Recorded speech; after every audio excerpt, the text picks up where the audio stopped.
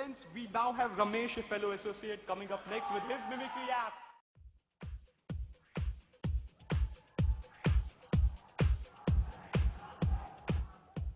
Good evening, friends. எல்லாத்துக்கும் வணக்கம். இப்போ வந்து எக்கனாமிக் டிப்ரெஷன்ல வந்து பல கம்பெனிஸ் ரொம்ப மோசமான நிலைமையில போயிட்டு இருக்கு. இந்த ஒரு சிச்சுவேஷன்ல ஒரு பர்டிகுலர் சாஃப்ட்வேர் கம்பெனில ஏபிஎம், ஹச்ஆர், எம்ப்ளாயீஸ் எல்லாம் நம்ம நடிகர்கள் இருந்தா பெர்ஃபார்மன்ஸ் அப்ரைசல் மீட்டிங் அப்படின்றது எப்படி நடக்கும் அப்படின்றத பார்ப்போம். நம்ம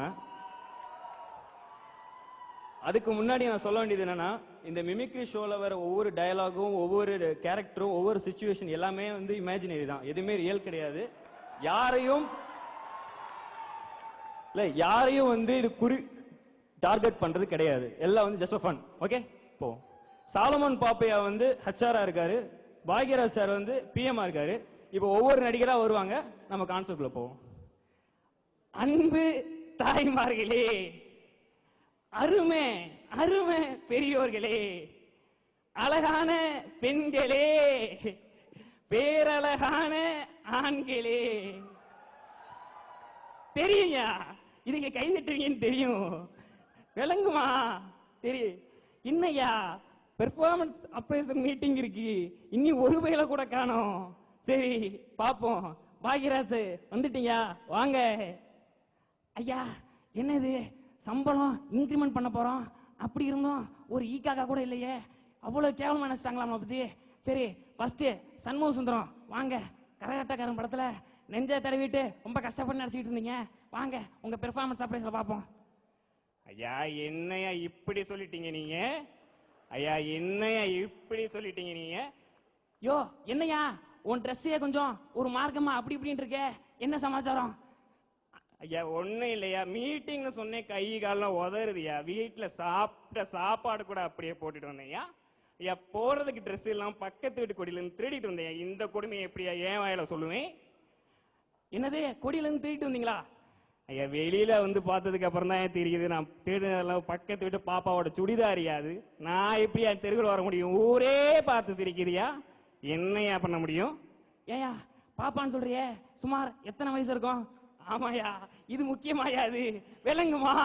நீ எல்லாம் ஒரு பிஎம் ஐயா, வாங்க மீட்டிங் போவோம்.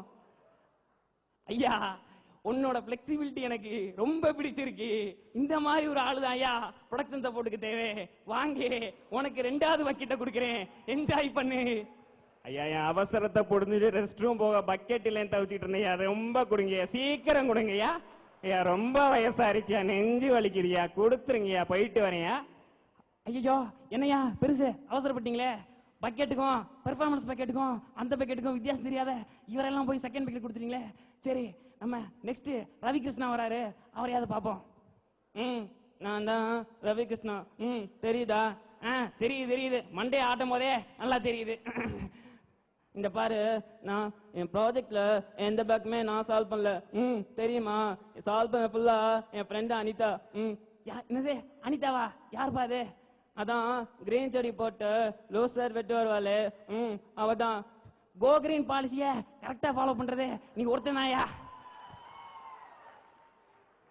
அது மட்டும் இல்ல, அவ பக்கத்துல ஒயிட் செடி போட்டு இருப்பாளே, அவளும் நல்லா இருப்பா. ஐயோ நீ எல்லா பாலிசியும் ஃபாலோ பண்ணுவ போல. சரி நம்ம சமாச்சாரத்துக்கு வருவோம். யோ நீ எப்படியா வேலையே பாக்குறது இல்ல, இதான் உனக்கு வேலையா? யார் சொன்னா? நானா? வேலையா? இந்த பாரு, ஒரு பொண்ணை லவ் பண்றவனும் சும்மா கிடையாது, லோன்னு சொத்தணும், பஸ்ல காலி பண்ணணும், அவளுக்கு தாங்க எடுத்தா நீ தண்ணி கொடுக்கணும், எப்படி சொத்தணும். ஐயோ என்ன இது, சாஃப்ட்வேர் டெவலப்மெண்ட் லைஃப் சைக்கிள விட ரொம்ப கஷ்டமான சமாச்சாரமா இருக்கும் போலயே. சரி உனக்கு ஒரு 4வது பக்கெட் தரேன், என்ஜாய். அப்புறம் நம்ம அந்த ரசகுல்லா மேட்டர் அப்புறம் பேசுவோம். நெக்ஸ்ட் வந்து வரப்போறது வந்து யாருன்னா பூர்ண விஸ்வநாதன் சாரு. ஐயோ என்ன அவர் வர்றப்பே மண்டே ஆட்டிட்டு சினிங்கிட்டே வராரு, என்ன ரீசன் பார்ப்போம்.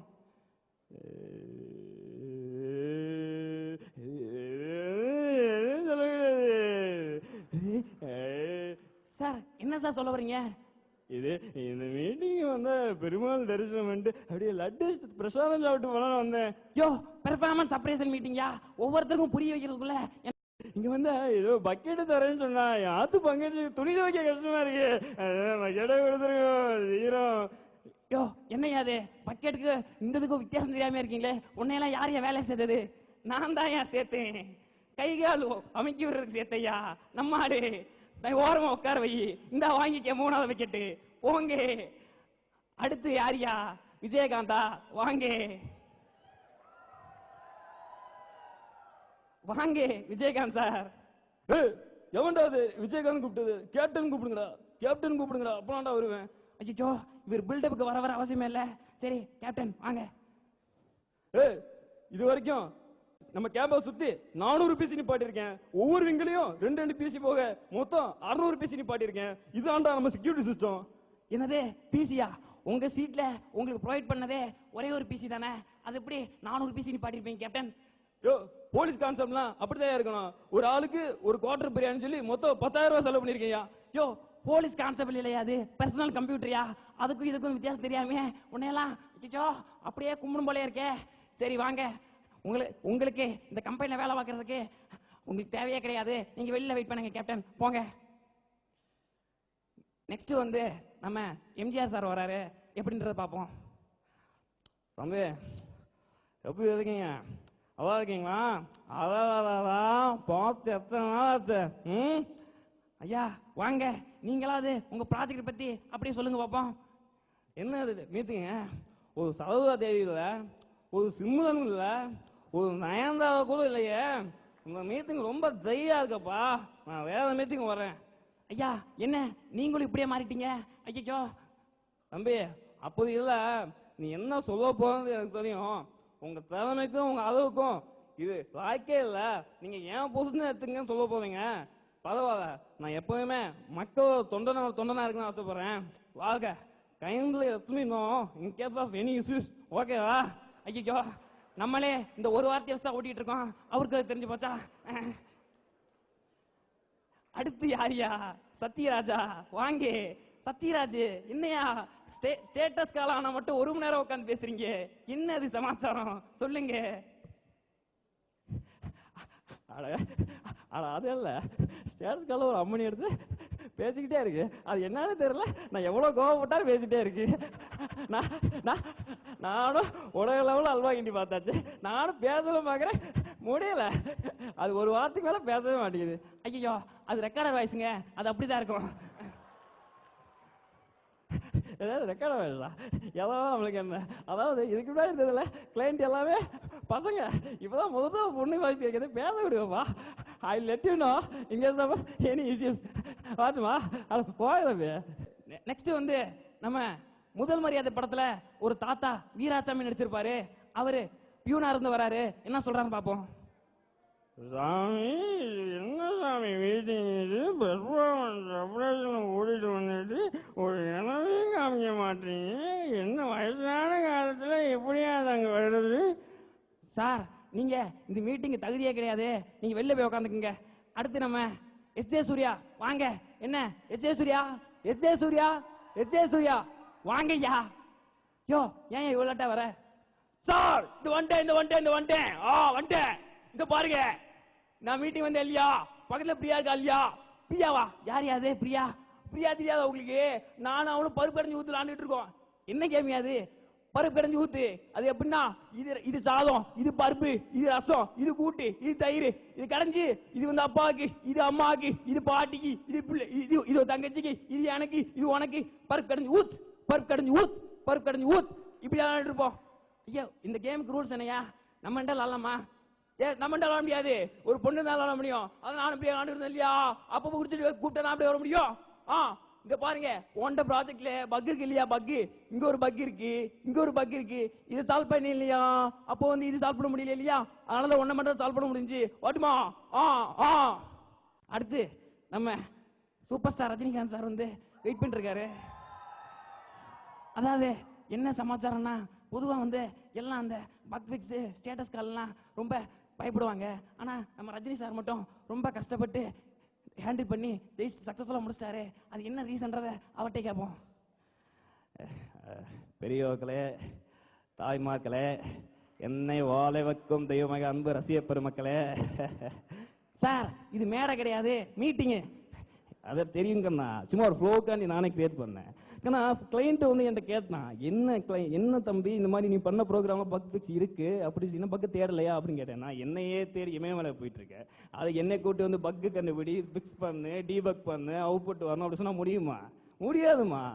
நான் வந்து கிளைண்ட்டை சொன்னேன், ஏன்னா இது என்ன சொல்லி ரோஜாவை காமிச்சேன். அவன் வந்து ரோஜா அப்படின்னா, ஏன் ரோஜால வந்து ரோஜா தெரியுது, எனக்கு முள்ளு தெரியுது, அதை தாங்குற காம்பு தெரியுது, அது ஏன் மட்டும் ரோஜா மட்டும் கேட்டேன். அதே மாதிரி ப்ரோக்ராம்னு ஒன்று கொடுத்தா ஃபங்க்ஷனாலிட்டி மட்டும் பாருங்க, பக்கை விட்டுருங்க. பாசிட்டிவ் ஆட்டிடியூட் டெவலப்பா கண்டென்ட் டெஃபினட்டா.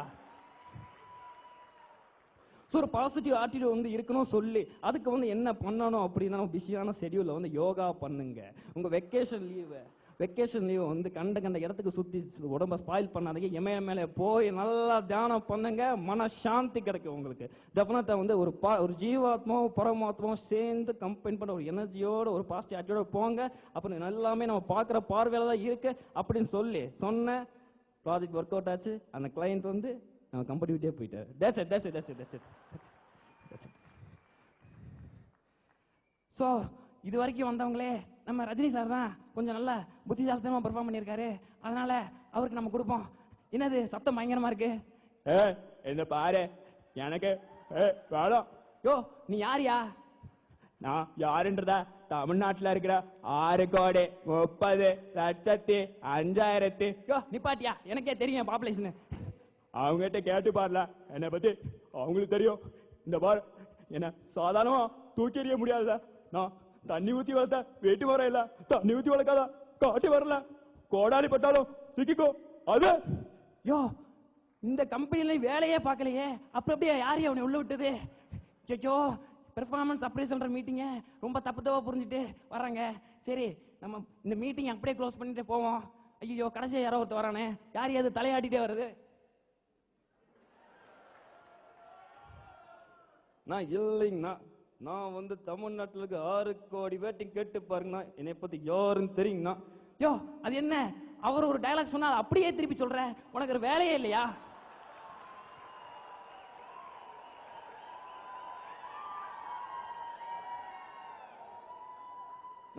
நம்மளை பத்தி நாமளே சொல்ல மாட்டாங்கண்ணா.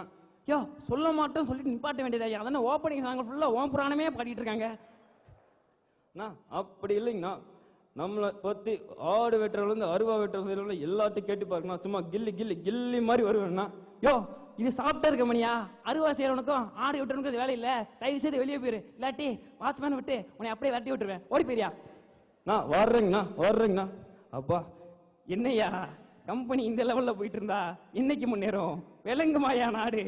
சரி இந்த கம்பெனி இழுத்து மூடிட்டு நம்மளும் போவோம், கிளைண்ட் கூட பழகும்யா. பழகுங்க, நல்லா பழகுங்கய்யா. தேங்க்யூ.